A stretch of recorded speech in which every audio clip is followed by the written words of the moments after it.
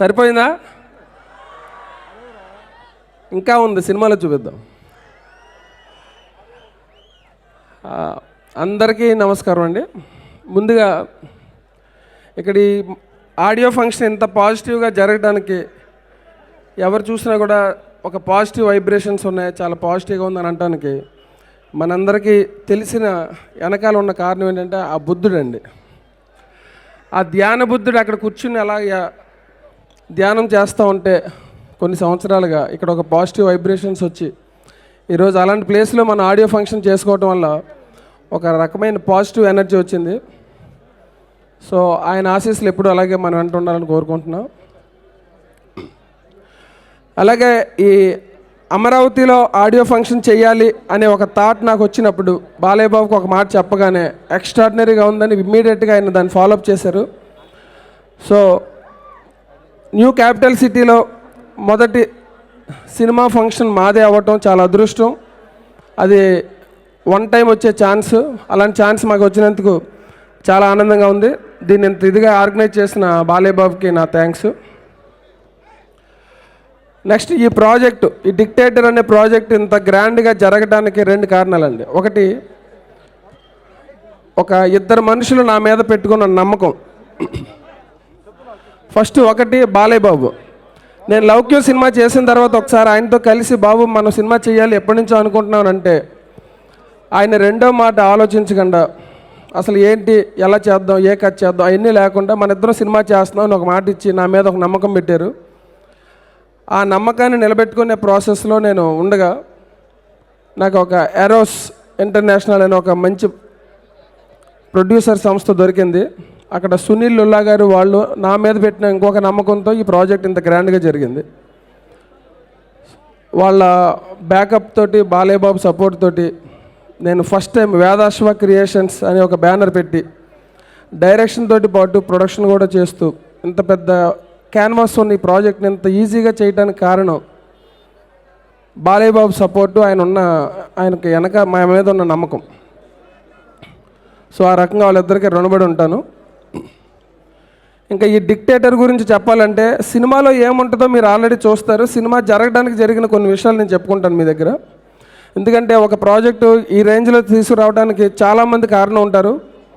ఇలాంటి సందర్భం వచ్చినప్పుడే నేను వాళ్ళందరి గురించి చెప్పాలి, వాళ్ళలో ఉన్న టాలెంట్ గురించి కూడా చెప్పాల్సిన అవసరం ఉంది. సో ఫస్ట్ నేను స్క్రిప్ట్ దగ్గర నుంచి స్టార్ట్ చేస్తే, నా ఫ్రెండ్స్ గోపిమోహన్, కోన వెంకట్, మేము ఫస్ట్ అసలు బాలయ్య బాబుతో సినిమా చేయాలి అని అన్నప్పుడు ఏం చేయాలి, అలా చేయాలి. బాలయ్య బాబులు అంటే సీనియర్ ఆర్టిస్టులతో సినిమా చేయాలనుకున్నప్పుడు సీనియర్ హీరోలతోటి వాళ్ళు ఆల్రెడీ 98 సినిమాలు చేశారు, మ్యాక్సిమం అన్ని ఎమోషన్స్ చేశారు. ఇప్పుడు కొత్తగా మనం ఏం చేయాలి, ఎలా చేయాలి అని దాని మీద అసలు ఫస్ట్ ఎలాంటి సినిమా చేయాలనే దాని మీద చాలా డిస్కస్ చేసాం. ఫైనల్గా ఈ టైప్లో బాలయ్య బాబుని ప్రొజెక్ట్ చేస్తే బాగుంటుంది అని ఒక కాన్సెప్ట్ ఫిక్స్ అయిన తర్వాత ఆయనకు ఒక థీమ్గా చెప్తే ఆయన చాలా బాగుందన్నారు. అప్పుడు ఆ స్క్రిప్ట్ డెవలప్ చేసే ప్రాసెస్లో నా ముందు సినిమా లౌక్యంకి నా పక్కనే ఉండి చాలా సపోర్ట్గా నిలబడి చాలా మంచి కథనిచ్చిన శ్రీధర్ సేపాన, నా లక్ష్యం లాంటి సినిమాలకి డైలాగులు రాసిన రత్నం గారు, సో బాలయ్య బాబుకి లెజెండ్ సినిమాకి ఇవన్నిటికి రాశారు కాబట్టి సో ఇది ఒక కాంబినేషన్ క్రియేట్ చేయడం జరిగిందండి. చాలా తక్కువగా జరుగుతుంది ఇండస్ట్రీలో. అంటే ఒకే టైప్ ఉన్న రైటర్స్ కలిసి పనిచేస్తూ ఉంటారు. ఇలా 4 రకాల దృక్పథం ఉన్న రైటర్స్ అందరూ ఒక చోట కూర్చుని ఒక ప్రాజెక్ట్ కోసం చేయటం అనేది చాలా తక్కువగా జరిగే విషయం. అది నా సినిమాకి సాధ్యమైంది, వాళ్ళందరూ నా ఫ్రెండ్స్ అవటం వల్ల. ఎక్కడ ఈగోలు లేకుండా ఎవరెవరి దగ్గర ఏ హైలైట్స్ ఉన్నాయో అవన్నీ వాళ్ళు చెప్పి ఇంకొకరితో బాగుందంటే అది తీసుకుని డైలాగులు ఏదైనా శ్రీధర్ సేపాన చాలా ఇంట్రెస్టింగ్గా డైలాగ్ రాస్తారు, రత్నం గారు ఎంకరేజ్ చేసి, అలాగే రత్నం గారు మంచి ఐడియా చెప్తే అది కోన గారు, గోపి గారు ఎంకరేజ్ చేసి ఓవరాల్గా స్క్రిప్ట్ విషయంలో చాలా స్ట్రాంగ్గా మేము చేసాము. అందుకే మీకు ట్రీజర్స్, ట్రైలర్సే కాదు, రేపు సినిమా చూసినా కూడా చాలా పకడ్బందీగా ఎక్కడ తప్పులు లేకుండా ఉన్నట్టు ఉంటుంది. అది మేము చాలా మనసు పెట్టి చేసాము. సో దాని రిజల్ట్ మీరు తప్పనిసరిగా చూస్తారు.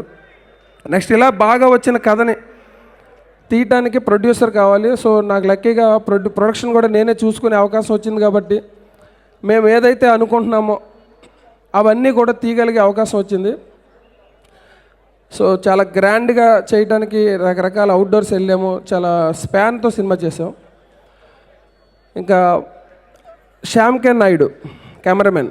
ఇప్పుడు మీరు చూశారు ఆ రిచ్ విజువల్స్ కానీ అవి కానీ. ఫస్ట్ ఒక బాలేబాబు లాంటి ఒక హీరోని హ్యాండిల్ చేయాలనుకున్నప్పుడు కథనాలతోటి పాటు వాళ్ళ ఇమేజ్, వాళ్ళ కోసం చూస్తున్న ఆడియన్స్, వాళ్ళ ఫ్యాన్స్, వాళ్ళ మైండ్ సెట్స్ అన్నీ దృష్టిలో పెట్టుకోవాలి. నేను ఈ సినిమా గురించి మాట్లాడుతున్నప్పుడు ఎవరితో మాట్లాడినా ఒకటే చెప్పేవాడిని, ఇది బాలేబాబు సినిమా. ఫైనల్గా సినిమా చూసి బాలేబాబు బాగున్నారు, బాలేబాబు డైలాగులు బాగా చెప్పారు, బాలేబాబు ఎమోషన్ బాగుంది, బాలేబాబు అనే టాకే వస్తుంది, మనం దాన్నే ఏం చేద్దాం అని చెప్పి అందరూ ఫిక్స్ అయ్యి బాలేబాబు కోసమే స్క్రిప్ట్ని ఎవ్రీ ఏరియాలోనే మేము వర్క్ చేసాం. సో ఈరోజు ఫస్ట్ నుంచి మాకు ఆ అప్లాస్ దొరికింది. బాలేబాబు చాలా బాగున్నారు అనేది అది ఒక చాలా వరం అది మాకు. అంటే ఒక హీరోని, ఒక సీనియర్ హీరోని, అన్ని సినిమాలు చేసిన హీరోని ఇంకా మళ్ళీ ఇంకొక యాంగిల్లో చూపించగలగడం అనేది చాలా అదృష్టం అది. సో దానికి ఆయన చేసిన కోఆపరేషన్ కానీ, ఇంకా ఏం అడిగినా సరే ఇంకా ఆయన బాడీని ఇచ్చేసినట్టే, మీరు ఏం చేసుకోండి అన్నట్టు. అసలు అంత కోఆపరేషన్ ఉన్న హీరోని నేను ఇప్పటివరకు నేను వర్క్ చేసిన వాళ్ళు చూడలేదు. అంటే ఆయన దూరం నుంచి చాలామంది చెప్తున్నప్పుడు బాలేబాబుని హ్యాండిల్ చేయడం కొంచెం కష్టం, ఆయన సీనియర్ హీరో అలా అంటూ ఉంటారు. బట్ నేను దగ్గరగా చూసినప్పుడు నాకు అర్థమైంది, అసలు బాలేబాబుని హ్యాండిల్ చేయడం చాలా ఈజీ అండి. చాలామంది ఏంటి చాలా స్మూత్గా వెళ్తుందంట కదా, ఆయన జోవియల్గా ఉన్నారు, నవ్వుతూ ఉన్నారంటే నేను ఆయనలో గమనించింది ఒకటేనండి, ఆయనకి ఎవరైనా అబద్ధం చెప్పినా, ఉన్న నిజాన్ని దాచేసి వేరే రకంగా చెప్పినా నచ్చదు ఫస్ట్. సో నేను జరిగిన ప్రతిదాన్ని అంటే 2 ఫేస్లు ఆయనకి నచ్చవండి. ఎందుకంటే ఆయనకు ఉన్నది ఒకటే ఫేస్. ఆయన లోపల ఏముందో అది మాట్లాడేస్తూ ఉంటారు, అది ఎంత పెద్దోడైనా ఏదైనా సరే.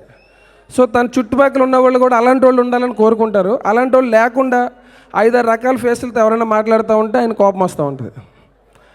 సో నాకు ఆ బ్లడ్లో ఉంది. నేను కూడా ఎప్పుడు అబద్ధం చెప్పలేదు ఆయనకి. ఏం జరిగినా కూడా, ఎంత పెద్ద సమస్య వచ్చినా కూడా, బాబు ఇది ప్రాబ్లం అని చెప్పి చాలా సింపుల్గా తీసుకుంటాను. అంటే అలాంటి సమస్యని మనం కానీ ఆయన దగ్గర హైడ్ చేసి మేనేజ్ చేద్దామని చూస్తే ఆయన తెలియకుండా ఏముండదండి. ఎవరైతే నిజాయితీగా నిక్కర్చిగా ఉంటారో వాళ్ళు ఎదటోళ్ళు చేసే మోసాలని ఇట్టే కనిపెట్టగలుగుతారు, అది వాళ్ళకి వరం. సో ఎదటోడు ఏం మాట్లాడుతున్నాడో దానికి అర్థమైపోద్ది. సో అందువల్ల అది ఇరిటేషన్ పెరిగి కోపం వస్తూ ఉంటుంది ఒక్కొక్కసారి.